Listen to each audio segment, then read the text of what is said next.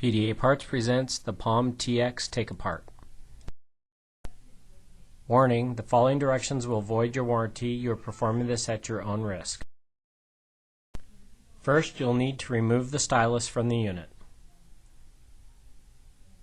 Now turn the unit over. Using a T5 Torx, remove the 4 screws that are holding the back case on.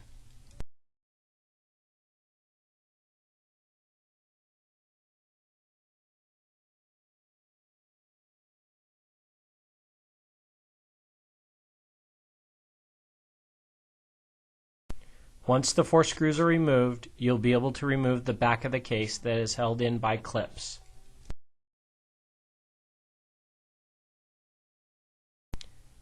When removing the back case, be careful as the battery is still attached to the motherboard.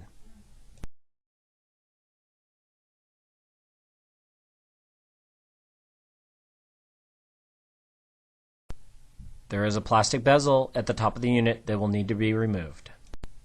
There are 2 ribbon cables attached to the motherboard. They'll need to be pulled off. Lift them up gently and they will both come off easily.